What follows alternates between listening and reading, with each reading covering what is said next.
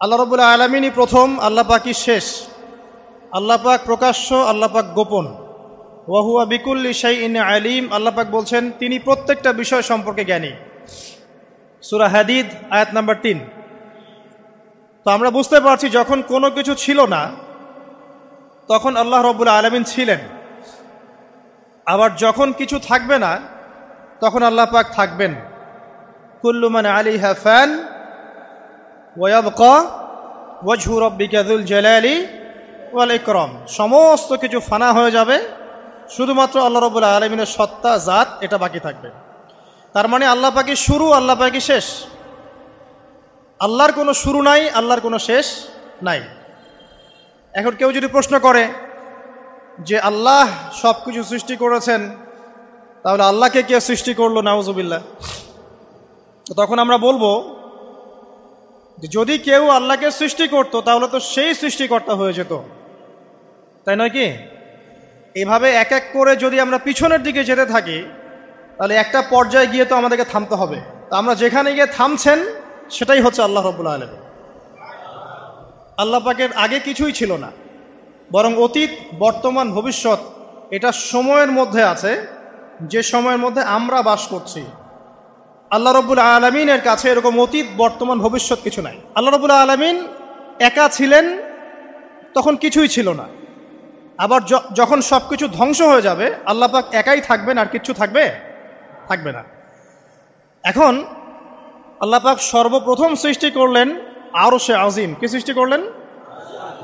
এবং আরশটা পানির উপরে ছিল। কিসের উপরে? পানির উপরে। এরপরে আল্লাহ রাব্বুল আলামিন সৃষ্টি করেছেন কলম। আল্লাহ পাকের কাছে লাউহে মাহফুজ আছে। লাউহে মাহফুজ মানে সুরক্ষিত একটা ফলক। এখানে আল্লাহ পাক কলমকে বললেন লিখো। কলম বলল যে মাযা আকতুব, আমি কি লিখবো হে আল্লাহ? আল্লাহ পাক বললেন কিয়ামত পর্যন্ত যা যা হবে, শেষ দিন পর্যন্ত যা কিছু ঘটবে লিখে ফেলো। কলম লিখে ফেলেছে কিয়ামত পর্যন্ত কি কি হবে। অতএব আপনার রিজিক নিয়ে এত টেনশন করার কোনো দরকার নেই। বিয়ে শাদী হচ্ছে না, এই জন্য কবরে গিয়ে মানত করার কোনো দরকার নেই। সময় মতো হবে ইনশাআল্লাহ। যখন রিজিক তাকদিরে লেখা আছে সময় মতো ইনশাআল্লাহ হবেই। তাকদিরের বাইরে কিচ্ছু হবে না। তো আল্লাহ পাক তাকদির লিখে ফেললেন। এমনকি লাউহে মাহফুজে কোরআনও লিপিবদ্ধ আছে। সূরা বুরুজ পড়েন নাই? বাল হুয়া কুরআনুম মাজিদ ফি লাউহিম মাহফুজ। লাউহে মাহফুজ থেকে কোরআন মাজিদ নাজিল করা হয়েছে প্রথম আসমানে। এরপর প্রথম আসমান থেকে আস্তে আস্তে ধাপে ধাপে বিভিন্ন ঘটনার পালাক্রমে রাসূলুল্লাহ সাল্লাল্লাহু আলাইহি ওয়াসাল্লামের কলবের মধ্যে জিবরাইল আলাইহিস সালামের মারফতে ওহী করা হয়েছে। এই হলো কোরআন, যেটা নাজিল হতে সময় লেগেছে 23 বছর। তো লাউহে মাহফুজ আল্লাহ রাব্বুল আলামিন সব লিখে ফেললেন। এভাবে 6 দিন, আল্লাহ পাকের হিসেবে 6 দিন কত লম্বা আল্লাহ ভালো জানেন। 6 দিনে আল্লাহ রাব্বুল আলামিন এরপর সৃষ্টি করলেন পুরো মহাবিশ্ব। পুরো মহাবিশ্ব বলতে আমি শুধু পৃথিবীর সৌরজগৎ বোঝাচ্ছি না।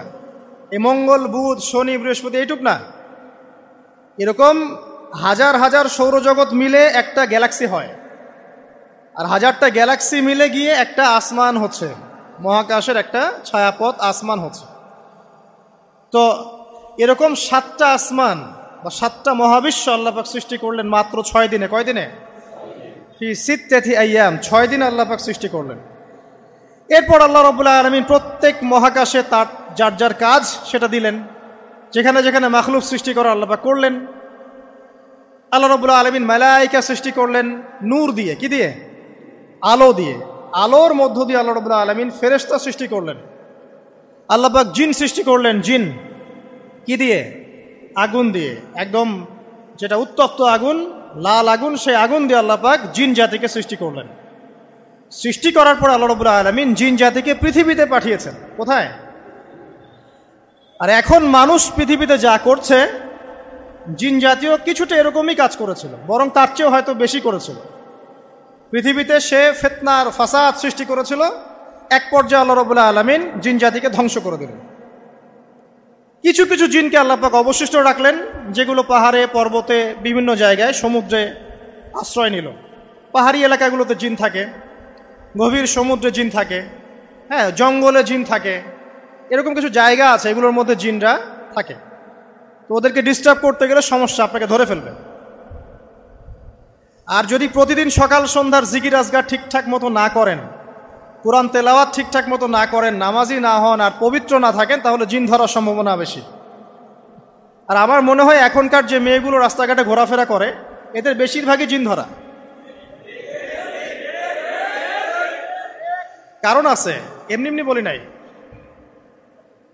এটা আপনাকে বুঝতে হলে আল্লাহ এবং তার রাসূলের চোখ দিয়ে দেখতে হবে তো।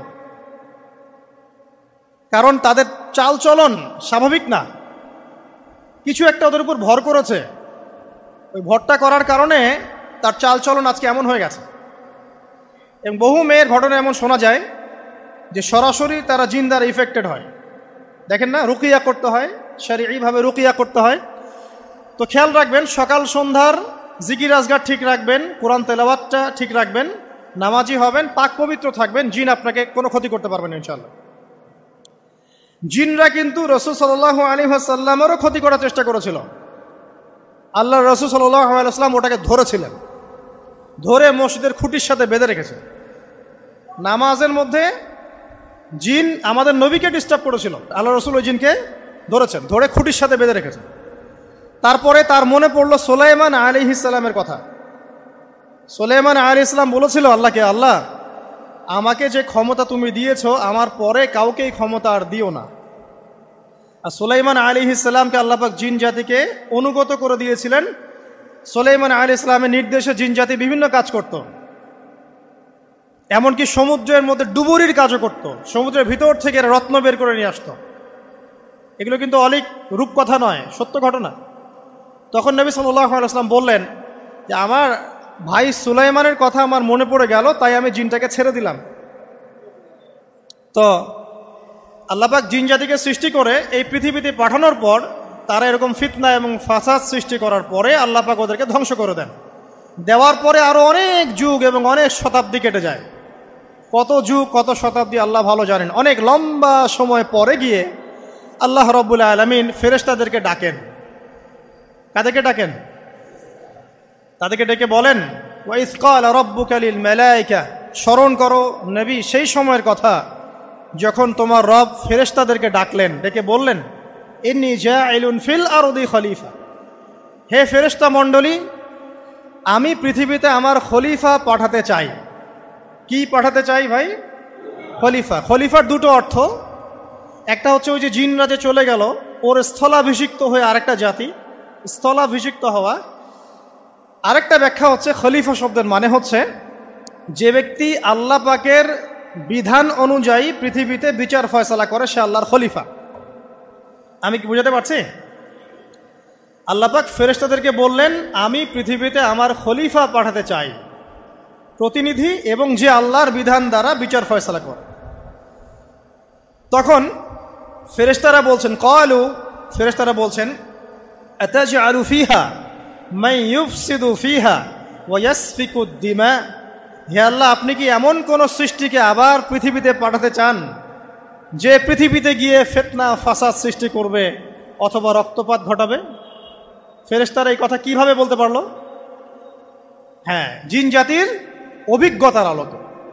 ঠিক আছে? তখন আল্লাহ পাক বলছেন, ইন্নী আ'লামু মা লা তা'লামুন, দেখো আমি যা জানি তোমরা তা জানো না। মানে তারা ফিতনা ফাসাদ সৃষ্টি করতে পারে, কিন্তু আমার কিছু মুখলেস বান্দা থাকবে যারা এই পথে পা বাড়াবে না। আচ্ছা, এবার আল্লাহ রাব্বুল আলামিন আদম আলাইহিস সালামকে সৃষ্টি করলেন। আল্লাহ পাক নিজের হাত দিয়ে আদম আলাইহিস সালামকে সৃষ্টি করেছেন। সূরা সদের মধ্যে আল্লাহ পাক বলেছেন, দেখুন মহাবিশ্বের কোন সৃষ্টির ব্যাপারে বলা হয়নি যে খলাকতু বিয়াদাই, আমি নিজ হাতে তাকে সৃষ্টি করেছি। শুধুমাত্র আদম আলাইহিস সালাম, আমাদের পিতার ক্ষেত্রে বলা হয়েছে খলাকতু বিয়াদাই, আমি নিজ হাতে তাকে সৃষ্টি করেছি। কত সম্মান, কত ভালোবাসা, তাই না? এবার আল্লাহ রাব্বুল আলামিন আদম আলাইহিস সালামকে সমস্ত নাম শিক্ষা দিলেন। সমস্ত নাম মানে কি? ওয়াল্লামা আদামাল আসমাআ কুল্লাহা, আল্লাহ পাক বলছেন এরপর আমি আদম আলাইহিস সালামকে মহাবিশ্বের যত জ্ঞান আছে সমস্ত নাম শিক্ষা দিয়ে দিলাম। সুবহানাল্লাহ। যেই জ্ঞান ফেরেশতাদেরও ছিল না, যেই জ্ঞান ইবলিসেরও ছিল না। ইবলিস কিন্তু অনেক জ্ঞানী ছিল, অনেক বড় আবেদ ছিল, সে দীর্ঘদিন আল্লাহর ইবাদত করেছে, কিন্তু এই জ্ঞান কিন্তু তারও ছিল না, ফেরেশতাদেরও ছিল না। সুম্মা আরাদাহুম আলাল মালাইকা, এরপর আল্লাহ রাব্বুল আলামিন আদম আলাইহিস সালামকে ফেরেশতাদের সামনে নিয়ে আসলেন, উপস্থাপন করলেন। মহাবিশ্বের ঘটনা, এটা ঘটছে, চিন্তা করেন, এটা কিন্তু ঘটেছে আগে, অতীত। এবার সমস্ত ফেরেশতার সামনে আদম আলাইহিস সালামকে নিয়ে আসা হচ্ছে।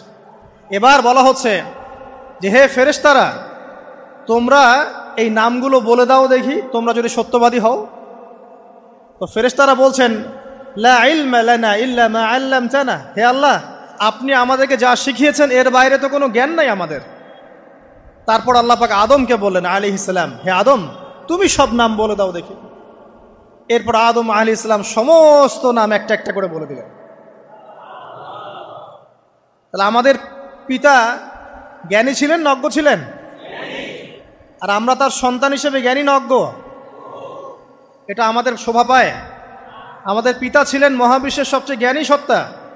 আল্লাহ রাব্বুল আলামিন তাকে জ্ঞান শিক্ষা দিয়েছেন, সমস্ত জ্ঞান। তবে তার সমস্ত জ্ঞান আর এই মহাবিশ্বের সমস্ত জ্ঞান আল্লাহর জ্ঞানের তুলনায় কতটুকু জানেন? একটা সমুদ্রের মধ্য থেকে এক ফোঁটা পানি উঠালে যেমন হয়, পুরো মহাবিশ্বের জ্ঞান আল্লাহর জ্ঞানের সামনে এতটুকু। আল্লাহ পাকের জ্ঞান এত অসীম, পুরো মহাসাগরের মধ্য থেকে এক ফোঁটা পানি তুললে, ওই যে এক ফোঁটা পানি তুললেন, এটা মহাবিশ্বের জ্ঞান। আর বাকি সমস্ত পানি এটা আল্লাহ পাকের জ্ঞান। ঠিক দুনিয়ার জীবনের এক্সাম্পলটা এমনই। একটা সাগরের মধ্যে আঙ্গুল ডুবালে, আঙ্গুল উঠালে যতটুকু পানি আঙ্গুলে বেঁধে থাকে, এটা দুনিয়া। আর পুরো মহাসাগরটাই হচ্ছে কি? আখিরাত। নবীজি বলছেন সাল্লাল্লাহু আলাইহি ওয়াসাল্লাম, একটা মৃত গাধাকে দেখে বলছেন, সাহাবীরা, তোমরা কি কেউ এই গাধাটাকে 1 দিরহামের বিনিময়ে কিনবে? কান কাটা, মৃত, গলে আছে, এই গাধাটাকে কিনবা 1 দিরহাম দিয়ে? সাহাবীরা বলছেন, মাংনা দিলেও তো কিনবো না। ইয়া রাসূলুল্লাহ, যদি ফ্রিও কেউ দেয়, বিনামূল্যে দেয়, তাও তো নিব না। তখন নবী সাল্লাল্লাহু আলাইহি ওয়াসাল্লাম বলছেন, এটাই হচ্ছে আল্লাহর কাছে দুনিয়ার এক্সাম্পল। ওই মৃত গাধা তোমাদের কাছে যতটা না ইম্পর্টেন্ট, যতটুকু মূল্য রাখে, আল্লাহর কাছে এই দুনিয়া তার চেয়েও কম মূল্য রাখে। তো এই দুনিয়াতে তো সব ফয়সালা হবে না। আমরা তো হতাশ হয়ে যাই না যে দুনিয়াতে এমন কেন, এটা কেন, ওইটা কেন। দুনিয়া এটারই জায়গা। দুনিয়া সব কিছুর কনক্লুশনের জায়গা না, সব কিছুর পরিসমাপ্তির জায়গা হচ্ছে কিয়ামতের মাঠ। ওই দিন যে সফল সে সফল, যে ব্যর্থ সে ব্যর্থ। দুনিয়ার বাড়ি গাড়ি, স্ট্যাটাস, চাকরি বাকরি, ইজ্জত সম্মান, এটা সাফল্য ব্যর্থতার মানদণ্ড নয়, চূড়ান্ত মানদণ্ড নয়। চূড়ান্ত মানদণ্ড কি? ফামান যুহজিহা আনিন নার ওয়া উদখিলাল জান্নাহ ফাকাদ ফাজ। যাকে জাহান্নাম থেকে বাঁচানো হবে, জান্নাতে প্রবেশ করানো হবে, পুলসিরাত পার হতে পারবে, এই একমাত্র ব্যক্তি সফল। তো সাফল্যের সংজ্ঞাটা জেনে রাখবেন, তাহলে আপনি দুনিয়াতে হতাশ হবেন না ইনশাআল্লাহ তাআলা। এবার কি হলো, যখন আদম আলাইহিস সালাম সমস্ত নাম শিক্ষা দেওয়া সমস্ত নাম বলে দিলেন, এখানে নাম মানে কিন্তু খালি নাম নয়, জ্ঞান বলে দিলেন, তখন আল্লাহ রাব্বুল আলামিন ফেরেশতাদেরকে বললেন, তোমরা সবাই এখন আদমকে সিজদা করো। ওয়া ইয কুলনা লিল মালাইকাতি ইসজুদু লি আদম।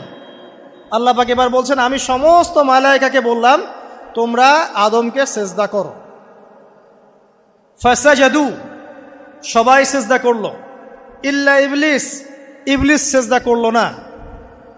কেন করলে না? ইবলিসকে বলা হচ্ছে, ইয়া ইবলিস মা মানাকা আল্লা তাসজুদা ইয আমারতুক, তোমাকে কে নিষেধ করলো সিজদা করতে ওই আদমকে যাকে আমি আদেশ করেছি?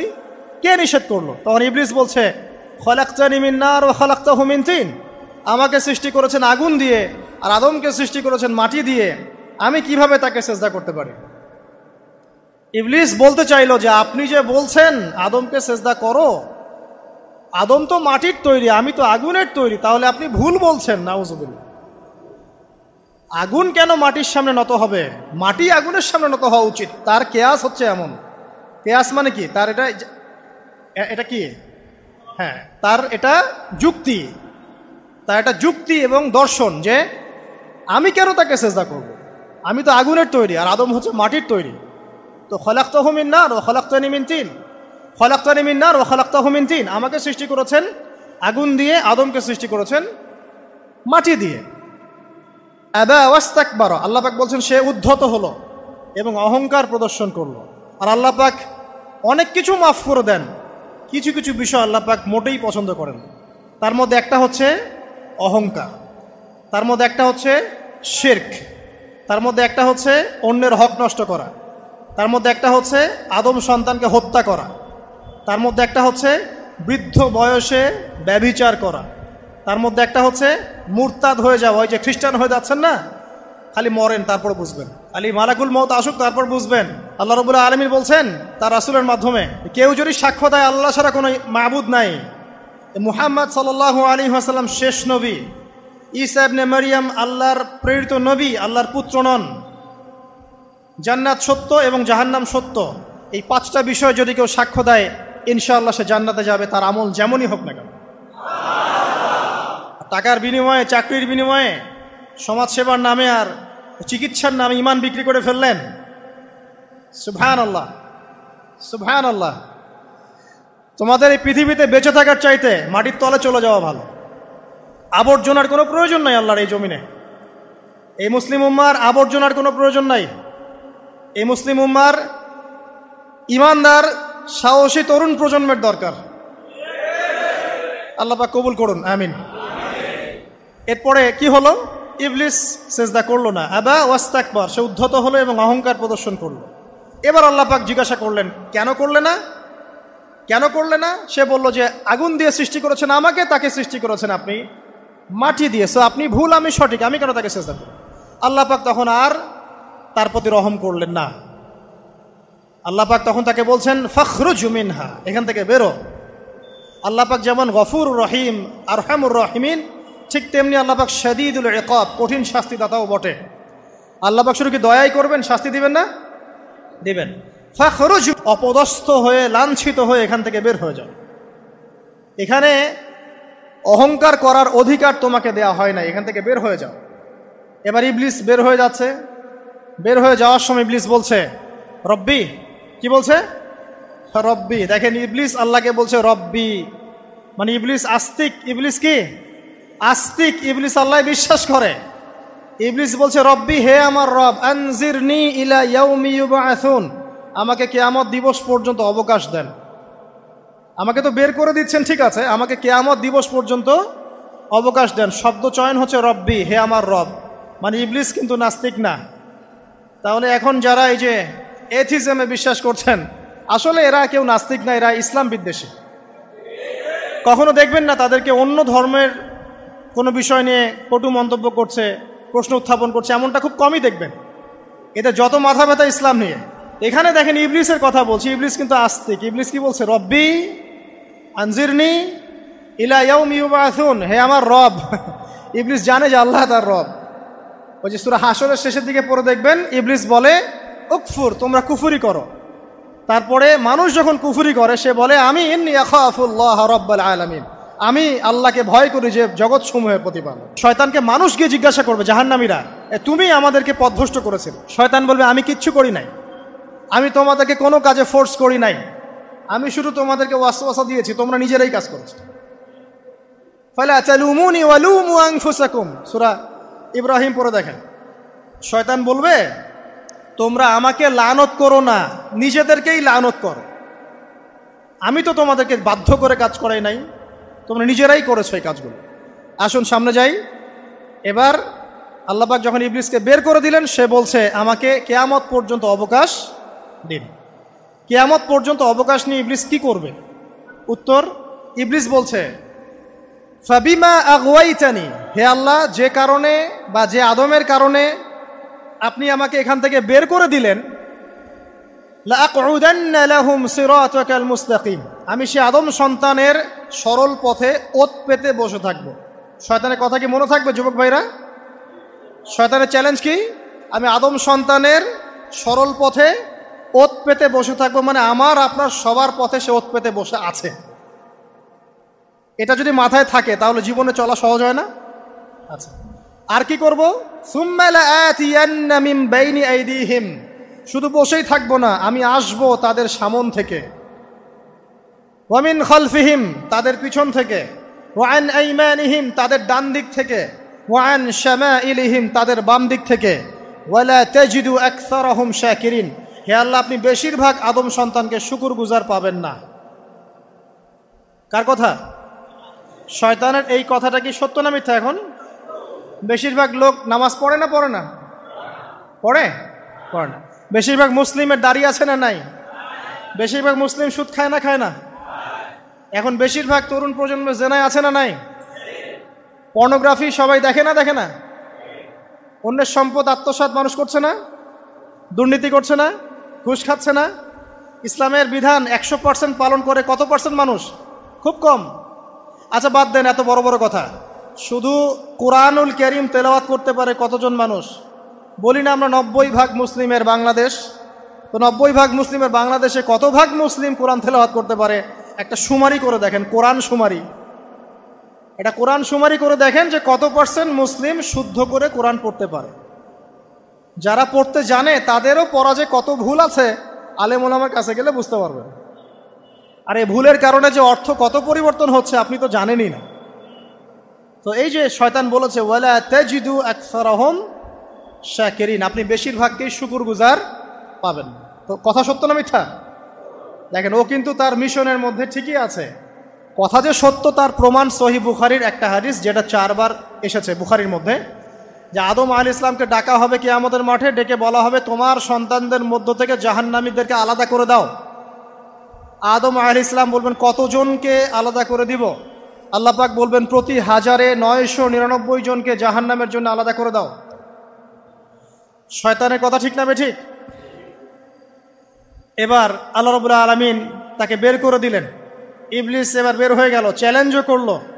এবার আল্লাহ পাক আদম আলাইহিস সালামকে ডেকে বলছে ইয়া আদম, এবার আদম আলাইহিস সালামের এই যে পাজর মানে বুকের পাজর, এখান থেকে তার সঙ্গিনীকে সৃষ্টি করা হলো।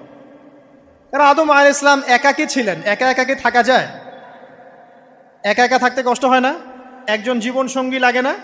তো আদম আলাইহিস সালামের এই বাম পাজরের হাড় থেকে হাওয়া আলাইহিস সালামকে সৃষ্টি করা হলো। সৃষ্টি করার পর আরো একটা ঘটনা আছে যে আল্লাহ রাব্বুল আলামিন আদম আলাইহিস সালামের পিঠের যে অংশটুকু আছে, এই অংশটুকু থেকে আগামীতে যত আদম সন্তান আসবে সবাইকে ছোট ছোট পিঁপড়ার আকৃতিতে সামনে নিয়ে দেখালেন। সুবহানাল্লাহ। যত আদম সন্তান আসবে আল্লাহ পাক সবাইকে আদমের সামনে দেখালেন এবং বললেন এই যে শুভ্র অংশ যারা, মানে সাদা অংশ যারা, তারা তোমার সন্তানদের মধ্য থেকে সবাই জান্নাতি। আর তোমার এই যে বাম পাশে যেগুলো কালো কালো ছোট ছোট আকৃতি দেখছো, এগুলো সব তোমার সন্তানদের মধ্য থেকে জাহান্নামী। আমরা দোয়া করি আমরা তাদের অন্তর্ভুক্ত না হই। এবার আল্লাহ পাক সবাইকে বললেন, সূরা আরাফের মধ্যে আসছে 182 নম্বর আয়াতে মনে হয়, আল্লাহ পাক বলেন আলাস্তু বিরব্বিকুম, হে আদমের সন্তানরা আমি কি তোমার রব নই? আমি কি তোমাদের রব নই? আলাস্তু বিরব্বিকুম, আমি কি তোমাদের রব নই? আলাস্তু বিরব্বিকুম, আমি কি তোমাদের রব নই? আমরা সবাই তখন বলেছিলাম বালা ইয়া রব্বি, অবশ্যই আপনি আমাদের রব। আমরা এখন ভুলে গেছি না? আমরা সবাই এই সাক্ষী দিয়ে আসছি রুহের জগতে।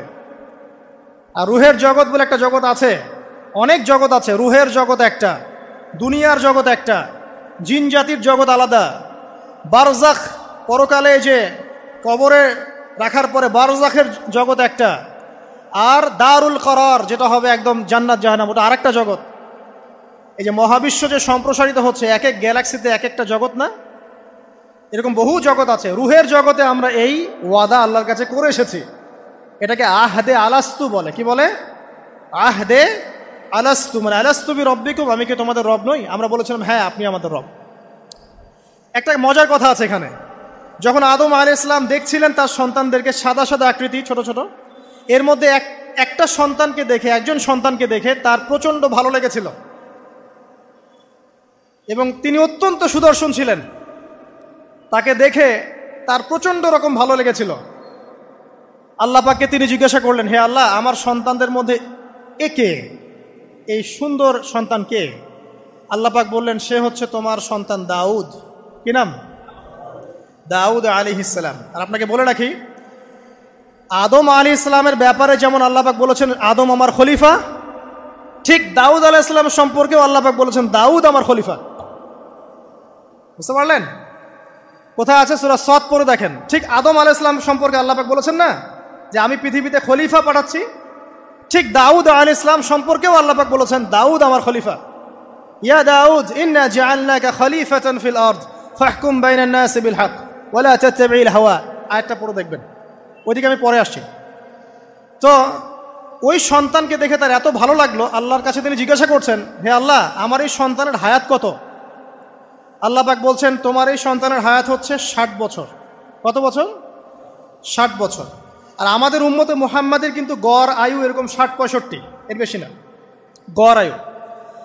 তখন আদম আলাইহিস সালাম বলেন, আল্লাহ আমার হায়াত থেকে তাকে 40 বছর দিয়ে দাও। আমার হায়াত থেকে তাকে 40 বছর দিয়ে দাও। আল্লাহ পাক তাকে 40 বছর দিয়ে দিলেন। তাই আদম আলাইহিস সালামের 1000 বছর হায়াত হয়ে গেল 960 বছর, আর দাউদ আলাইহিস সালামের 40 বছর হায়াত হয়ে গেল 100 বছর। এখন আসেন এই জায়গায় যে আদম আলাইহিস সালাম এবং দাউদ আলাইহিস সালাম দুইজনকে আল্লাহ পাক কি বলেছেন?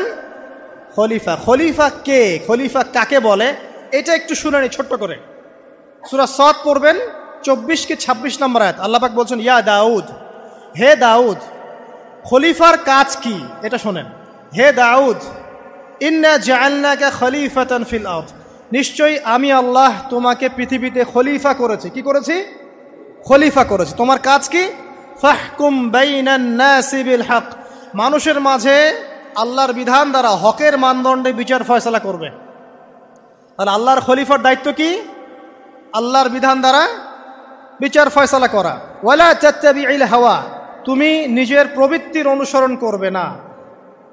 ফায়ুদিল্লাকা আন সাবিলিল্লাহ, তাহলে তোমাকে এটা সরল পথ থেকে বিচ্যুত করে দেবে। ইন্নাল্লাযীনা ইউদিল্লুনা আন সাবিলিল্লাহ, নিশ্চয় যারা আল্লাহর পথ থেকে বিচ্যুত হয়ে যায়, লাহুম আযাবুন শাদীদ, তাদের জন্য কঠিন শাস্তি আছে। বিমা নাসু ইয়াউমাল হিসাব, এই কারণে যে তারা হিসাবের দিনটা ভুলে গেছে। এই আয়াত থেকে খলিফার ফাংশন বুঝতে পারলেন? খলিফার ফাংশন কি? আপনি যা ইচ্ছা তাই ফয়সালা করবেন, নিজের মন গড়া যা ইচ্ছা রচনা করবেন। ফাহকুম বাইনান নাসি বিল হক, মানুষের মধ্যে হকের মানদণ্ডে বিচার ফয়সালা করো। হকটা কি জিনিস? আমার দর্শন হক, আমার ফিলোসফি হক, আমার যুক্তি, আমার বিজ্ঞান, এগুলোই হকের মানদণ্ড। হকের মানদণ্ড কি? কোথায় উত্তর আছে? কোরআনেই উত্তর আছে। কোন সূরা? সূরা কাহফ। কত নম্বর আয়াত? আয়াত নম্বর 29। আল্লাহ পাক বলছেন, ওয়াকুলিল হাক্কু মির রাব্বিকুম, হক সেটাই যা তোমার রবের পক্ষ থেকে নাজিল হয়। কথা কি ক্লিয়ার? হক কি জিনিস? যা তোমার রবের পক্ষ থেকে নাজিল হয়। ফামান শাআ ফালইউমিন, যার ইচ্ছা হয় সে স্বীকার করুক। ওয়ামান শাআ ফালইয়াকফুর, যার ইচ্ছা হয় সে অস্বীকার করুক। ইন্না আ'তাদনা লিযালিমিনা নারান, অস্বীকারী জালেমদের জন্য আমি আগুন প্রস্তুত করে রেখেছি। তো এখানে আপনি হকের সংজ্ঞা পেলেন এবং হকের মানদণ্ডে বিচার ফয়সালা করলে পরে খলিফা হয়। যদি আল্লাহ পাকের হকের মানদণ্ডে কেউ ফয়সালা না করে, সে আল্লাহর খলিফা নয়, সে শয়তানের খলিফা। কথা কি ক্লিয়ার? আচ্ছা, এখন যদি আপনি বাধ্য হন কোনো ক্ষেত্রে সেটা আলাদা বিষয়, বাধ্য হয়েছেন সেটা আলাদা বিষয়, কিন্তু আকীদা স্পষ্ট থাকতে হবে যে আল্লাহ রাব্বুল আলামিনের বিধান চূড়ান্ত, এর উপর কোনো বিধান নাই। এখন আপনি আদম এবং দাউদ আলাইহিস সালামের মধ্যে একটা সম্পর্ক বুঝতে পারলেন। এবার আল্লাহ পাক আদম আলাইহিস সালামকে ডাকলেন, ডেকে বলছেন, আদম এবং হাওয়া, তোমরা দুজন উসকুন আনতা ওয়া যাওজুকাল জান্নাহ, এবার তুমি আর তোমার স্ত্রী হাওয়া তোমরা জান্নাতে থাকো। ফাকুলা মিনহা রাগাদান হাইথু শি'তুমা, জান্নাতের যেখান থেকে ইচ্ছা তোমরা ফল খাও বা যা ইচ্ছা তাই করো, সবকিছু উন্মুক্ত তোমাদের জন্য জান্নাতে। একটা বিষয়, ওয়ালা তাকরাবা হাদিহিশ শাজারা, এই যে গাছটা দেখছো এই গাছের কাছেও যাবে না। এখানে শব্দ এমন না যে গাছের ফল খাবে না, শব্দ হচ্ছে এমন গাছের কাছেও যাবে না। যেমন ওয়ালা তাকরাবু জিনা, জেনা করবে না আল্লাহ পাক বলেননি, বলেছেন জেনার কাছেও যাবে না। ওয়ালা তাকরাবু মাল আল ইয়াতিম, ইয়াতিমের মাল খাবে না আল্লাহ পাক বলেন নাই, আল্লাহ বলছেন ইয়াতিমের মালের কাছেও যেও না। আমি কি বুঝাতে পারছি? এই গাছের কাছেও যেও না। এবার জান্নাতে তারা থাকতে লাগলেন। এবার ইবলিস তো আর হাল ছেড়ে দেয় নাই, সে কি বলেছিল? ডান বাম সামন পিছন সব দিক থেকে আসবে। সে এসে ওয়াসওয়াসা দেয়। কি ওয়াসওয়াসা দেয়? হে আদম, হাল আদুল্লুকা, আমি কি তোমাকে বলে দিব, আলা শাজারাতিল খুলদ ওয়া মুলকিন লা ইয়াবলা, হে আদম আমি কি তোমাকে বলে দিব এমন একটা গাছের কথা, যেই গাছের ফল খেলে পরে তুমি চিরস্থায়ী জীবন লাভ করবে, কোনো দিন মারা যাবে না। এই চিরস্থায়িত্বের টোপ দিচ্ছে কে? এই চিরস্থায়ী ক্ষমতার টোপে মানুষ পথ হারাচ্ছে না পৃথিবীতে। ওয়া মুলকিন লা ইয়াবলা, এমন রাজত্ব পাবে যেই রাজত্ব কখনো ক্ষয় হবে না। চিরস্থায়িত্বের টোপ, রাজত্বের টোপ, এই দুটোই হচ্ছে পৃথিবীতে মানুষকে পথভ্রষ্ট করার শয়তানের অস্ত্র। কথা মনে বুঝতে পারেন না? আমার মাথার উপর দিয়ে যাচ্ছে, বুঝতে পারবেন ইনশাআল্লাহ। তো টোপ দিচ্ছে দুইটা, হাল আদুল্লুকা আলা শাজারাতিল খুলদ ওয়া মুলকিন লা ইয়াবলা। করতে করতে করতে করতে একদিন সত্যি সত্যি আমাদের পিতামাতা সেই গাছের কাছে চলে গেলেন। যখনই চলে গেলেন, ফালাম্মা যাকা শাজারা, যখন তারা গাছের কাছে চলে গেলেন, বাদাত লাহুমা সাওআতিহিমা, তাদের পরনে যে জান্নাতি কাপড় ছিল ধাপাস করে খুলে পড়ে গেল। ইন্না লিল্লাহি ওয়া ইন্না ইলাইহি রাজিউন। আমাদের পিতামাতাকে পুরো মহাবিশ্বে ফেরেশতাদের সামনে জান্নাতে নগ্ন করে দিল ইবলিস। আমি মনে বুঝাতে ব্যর্থ হচ্ছি। আমাদের পিতামাতাকে জান্নাতে ফেরেশতাদের সামনে, সবার সামনে নগ্ন করে কাপড় খুলে ফেললো কে? ইবলিস। তো এখন যে কাপড় খোলার সংস্কৃতি চলছে, কারা এরা? ওরা জিন শয়তান, এগুলো মানুষ শয়তান। শয়তান দুই প্রকার, মিনাল জিন্নাতি ওয়ান নাস, জিন শয়তান আর মানুষ শয়তান। ওই জিন শয়তান এদেরকে ওয়াসওয়াসা দিয়ে দিয়ে নগ্ন করেছে। এরা এখন নগ্নতার আন্দোলন শুরু করেছে, এবং আমি জানি কয়দিন পর এটা বিকিনি পরেও ঘুরবে। অবাক হচ্ছেন? কিয়ামতের আলামতের মধ্যে অন্যতম হচ্ছে মানুষ রাস্তার ধারে ধারে জেনা করবে, রাস্তার মোড়ে মোড়ে জেনা হবে। তখনকার সবচেয়ে ভালো মানুষ হবে সেই ব্যক্তি যে গিয়ে বলবে যে বাবা তোমরা জেনা করছো, এই দেয়ালের পিছনে গিয়ে করতে পারলা না। সে হবে সবচেয়ে ভালো মানুষ। তো এই যে কাপড় খোলার সংস্কৃতি শুরু হয়েছে, এটা কার সংস্কৃতি? বাদাত লাহুমা সাওআতিহিমা। আল্লাহ পাক আরো বলছেন, ইয়া বানি আদম, হে আদম সন্তান, লা ইয়াফতিনান্নাকুমুশ শাইতান, শয়তান যেন তোমাদেরকে ফিতনায় ফেলতে না পারে। কামা আখরাজা আবাওয়াইকুম মিনাল জান্নাহ, ঠিক যেভাবে শয়তান তোমাদের পিতামাতাকে জান্নাত থেকে বের করে দিয়েছিল। আর কি করেছিল? কামা আখরাজা আবাওয়াইকুম মিনাল জান্নাহ ইয়ানজিউ আনহুমা লিবাসাহুমা, শয়তান তোমাদের পিতামাতার লেবাস পোশাক খুলে ফেলেছিল। ঠিক এভাবেই যেন পৃথিবীতে শয়তান তোমাদেরকে ফিতনায় ফেলতে না পারে, আল্লাহ পাক সতর্ক করছেন। এখন কি বুঝতে পারছেন? এই নগ্নতার যে 6 লাভ, নগ্নতা, অশ্লীলতা, পর্নোগ্রাফি, বেহাপনা, ফ্রি মিক্সিং, নারীদেরকে নগ্ন করে রাস্তায় বের করে নিয়ে আসা, এগুলো কার এজেন্ডা? শয়তানের এজেন্ডা। এর উপর কোনো কথা নাই, কারণ কোরআনের উপর কোনো সত্য নাই। এগুলোর উপরে কোনো কথা হবে না, বিকজ কোরআনের উপর কোনো সত্য নাই। আছে? নাই। কোরআনে আল্লাহ পাক বলেছেন যে শয়তান ফিতনায় ফেলেছিল, ইয়ানজিউ আনহুমা লিবাসাহুমা, শয়তান তোমাদের পিতামাতার লেবাস খুলে ফেলে দিয়েছিল। ওয়াতাফিকা ইয়াখতিফানি আলাইহিমা মিন ওয়ারাকিল জান্নাহ, তখন আমাদের পিতামাতা জান্নাতের গাছের যে এই যে পাতাগুলো আছে এগুলো ছিঁড়ে ছিঁড়ে লজ্জাস্থান ঢাকতে লাগলেন। ইন্না লিল্লাহ। আমাদের পিতামাতার কি দুর্দশা হয়েছিল, আমাদের পিতামাতার কি দুর্দশা, কি লজ্জা হয়েছিল তখন। চিন্তা করে দেখেন, শয়তান কাপড় খুলে ফেলে দিয়েছে, আর আমাদের পিতামাতা, আমাদের মা, আমাদের বাবা জান্নাতের এই যে পাতাগুলো ছিঁড়ে ছিঁড়ে গায়ের লজ্জাস্থান ঢাকা শুরু করেছেন। কি পরিমাণ লজ্জা চিন্তা করেন। আপনাকে যদি এখানে কেউ নগ্ন করে ফেলে এবং আপনি যদি না চান বিষয়টা, সবাই জোর করে আপনার কাপড় খুলে ফেলে, আপনার কেমন লাগবে? কেমন লাগবে? এই ঘটনা ঘটেছে মহাবিশ্বে, শয়তান ঘটিয়েছে। এরপর আল্লাহ পাক ডাকলেন, ডেকে বলছেন, ইয়া আদম, হে আদম, আলাম আনহাকুমা আন তিলকুমা শাজারা, হে আদম আমি কি তোমাদেরকে দুজনকে নিষেধ করি নাই যে গাছের কাছে যাবে না? আমি কি তোমাদের দুইজনকে নিষেধ করি নাই যে তোমরা গাছের কাছে যাবে না? তখন আদম আলাইহিস সালাম বুঝতে পারলেন যে তারা একটা বড় ভুল করে ফেলেছে। তারপর আল্লাহ রাব্বুল আলামিন দয়া পরবশ হয়ে আদম এবং হাওয়া আলাইহিস সালামকে কালিমা শিক্ষা দিলেন, তওবার কালিমা, যেই কালিমা দিয়ে তারা তওবা করতে পারেন। সেই কালিমা হচ্ছে রব্বানা যালামনা আনফুসানা ওয়া ইল্লাম তাগফির লানা ওয়া তারহামনা লানাকুনান্না মিনাল খাসিরিন। এই দোয়া শিখে নিয়ে আদম এবং হাওয়া আলাইহিস সালাম তওবা করলেন। আল্লাহ পাক তাদের তওবা কবুল করে মাফ করে দিলেন। কিন্তু জান্নাতে আর থাকা হলো না। আল্লাহ পাক বলেন, কুল নাহবিতু মিনহা জামিআ, এবার তোমরা সবাই মিলে এখন পৃথিবীতে নেমে যাও। আল্লাহ মাফ করে দিলেন, কিন্তু তোমরা এখন পৃথিবীতে নেমে যাও, জান্নাতে আর থাকা হবে না। খেয়াল করে দেখেন, ইবলিসও আল্লাহর আদেশ মানে নাই। আল্লাহ বলেছেন সেজদা করো, ইবলিস কিন্তু করে নাই। আবার আমাদের পিতা আদম আলাইহিস সালামকে আল্লাহ পাক বলেছেন গাছের কাছে যেও না, তারা চলে গেছেন। দুটোই কি অবাধ্যতা নয়? তাহলে ইবলিসকে চিরস্থায়ী জাহান্নামী করা হলো, আদম সন্তানকে কেন করা হলো না? উত্তর, আদম সন্তান আদম আলাইহিস সালাম তওবা করে ফিরে এসেছে, ইবলিস আসে নাই। তাই আমাদের দ্বারা পদে পদে ভুল হবেই, তওবা করে ফিরে আসলেই গুনাহ মাফ ইনশাআল্লাহ। আর যদি ইবলিসের মতো গুনার উপর গুনাহ করতেই থাকেন আর বলেন যে আমি ঠিক কাজ করছি, তাহলে ইনশাআল্লাহ ওই যে জাহান্নাম অপেক্ষা করছে। ইবলিসকে আল্লাহ পাক বললেন যে তুমি এবং তোমার অনুসারী যারাই থাকবে সবাইকে দিয়ে লাআমলাআন্না জাহান্নামা মিনকুম আজমাইন, তোমাদের সবাইকে দিয়ে আমি জাহান্নাম পরিপূর্ণ করব। নাউযুবিল্লাহ। এবার সবাই পৃথিবীতে নেমে আসলো। পৃথিবীতে এসেই কি আল্লাহ পাক ছেড়ে দিলেন? না। আল্লাহ রাব্বুল আলামিন বলছেন কুল নাহবিতু মিনহা জামিআ, তোমরা পৃথিবীতে নেমে যাও।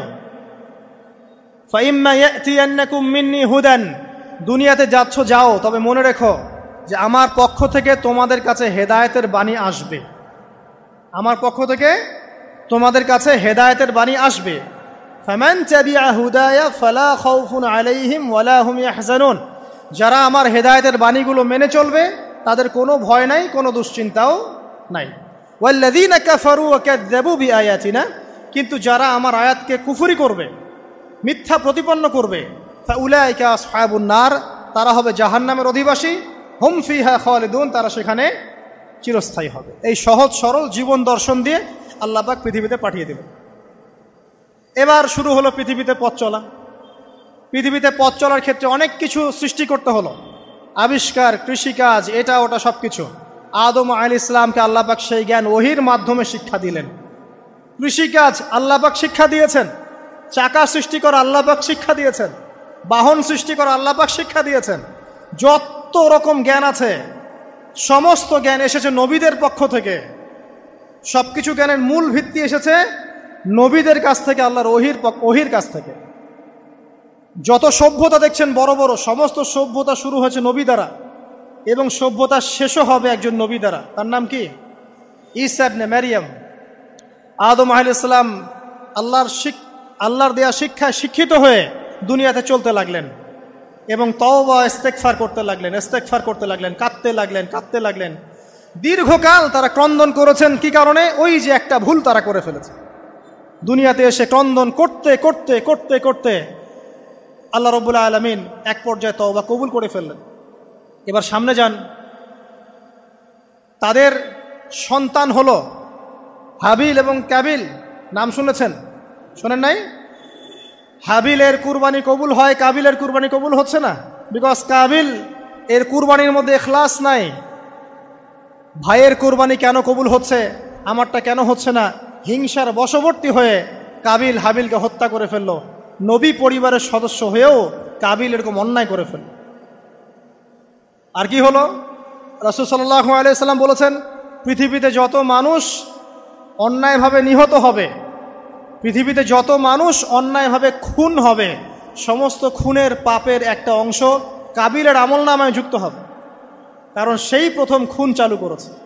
এই যে আজকে গুনাহে জারিয়া চালু করছেন না, সুদী এনজিও, সুদী সমিতি, সিনেমা হল, এইটা ওইটা, মদের বার, যত গুনাহে জারিয়া চালু করছেন, মৃত্যু হবে, কবরে যাবেন ঠিকই, কিন্তু গুনাহ কমবে না ইনশাআল্লাহ। মনে করেন একজন নগ্ন ছবিতে অভিনয় করেছে, ঠিক আছে, এখন নাই পৃথিবীতে, বা কেউ অশ্লীল গান বাজনা করে দুনিয়া থেকে বিদায় নিয়েছে, দুনিয়াতে তার গান এখনো বাজছে, সে কবরে শুয়ে শুয়েই সেই গুনাহগুলো পাচ্ছে। ঠিক আপনি যদি এখন ভালো কোনো কাজ করেন, দিনই কোনো ভালো কাজ করেন, মসজিদ হোক, মাদ্রাসা হোক, ইয়েতিমখানা হোক, বিধবাদের কোনো প্রকল্প হোক, বৃদ্ধাশ্রম হোক, মানবতার কোনো কল্যাণমূলক কাজ হোক, মৃত্যুর পরেও ইনশাল্লাহ আপনি নেকি পেতে থাকবেন। সদকায়ে জারিয়া আর গুনাহে জারিয়া ভালো করে বুঝবেন। একটা গুনাহ করে মাফ নেওয়া আলাদা বিষয়, আর গুনাহ চলতে থাকাটা আর একটা বিষয়। আল্লাহ আমাদেরকে হেফাজত করুন, আমিন।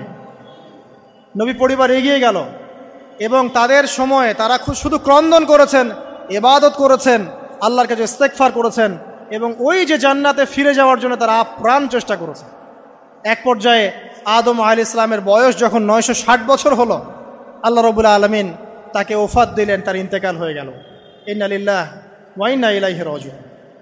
এরপরেও নবী পরিবার চলতে লাগলো, চলতে চলতে পরবর্তীতে আসলেন নূহ আলাইহিস সালাম, তারপরে ইব্রাহিম, আদ জাতি, তারপর সামুদ, তারপরে শুআয়ব, কওমে মাদিয়ান, মূসা, দাউদ, সুলাইমান, ইসহাক, ইয়াকুব, নবী পরিবার চলতেই লাগলো। এক পর্যায়ে ঈসা আলাইহিস সালামের পরে মুহাম্মদ সাল্লাল্লাহু আলাইহি ওয়াসাল্লামের মধ্য দিয়ে নবীদের সিলসিলা আল্লাহ পাক শেষ করে দিলেন। এভাবেই সভ্যতা এগিয়ে গেছে, এভাবেই আমাদের পিতামাতার হাত ধরে জ্ঞান পৃথিবীতে এসেছে। এবং ওই যে শয়তানের মিথ্যা প্রলোভন, প্রতারণা, এর ফলশ্রুতিতে ওই যে আমাদের পিতামাতার গা থেকে কাপড় খুলে পড়ল, আল্লাহ পাক রাগান্বিত হয়ে সবাইকে দুনিয়াতে নামিয়ে দিলেন, ইবলিসকে চিরস্থায়ী জাহান্নামী ঘোষণা করলেন। কিন্তু আমাদের পিতামাতার ক্রন্দন, তওবা, ইস্তেগফার, আমলের বদৌলতে, আল্লাহর রহমতে আল্লাহ পাক পিতামাতাকে মাফ করে দিলেন, আলহামদুলিল্লাহ। এভাবেই মানব জাতি এগিয়ে যাচ্ছে। আজকে আমরা এই পর্যায়ে পর্যন্ত এসেছি। আদম আলাইহিস সালামের এই সংক্ষিপ্ত জীবনী থেকে আমরা কি শিখলাম?